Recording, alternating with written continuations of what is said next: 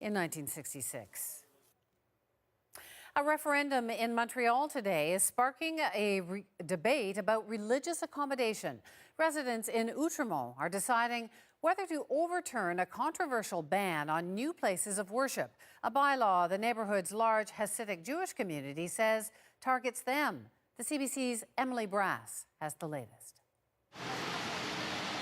Many in Outremont's Hasidic Jewish community say to go. It's hurtful for the community. We feel the community has been targeted to an extent. We need our synagogues to pray, and that's our future.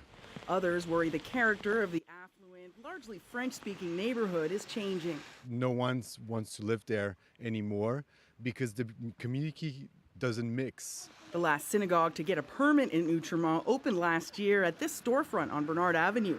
Soon after, the borough passed a bylaw forbidding any new places of worship along the commercial strip. David Major helped organize a campaign in support of the ban.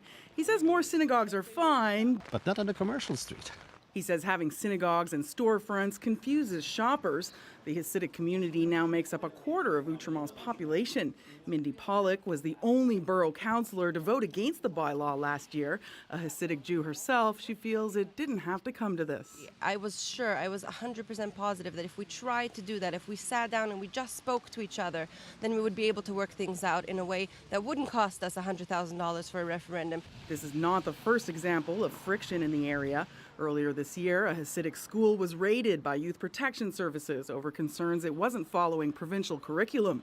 The use of buses chartered by Jewish organizations caused tension when they blocked residential streets, and there was controversy after the YMCA put in frosted windows to keep Hasidic students from seeing women in exercise clothes.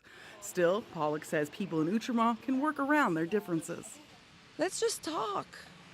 Wendy, we're still waiting for the referendum results to come in. Officials say so many people voted, we may not have an outcome until tomorrow morning.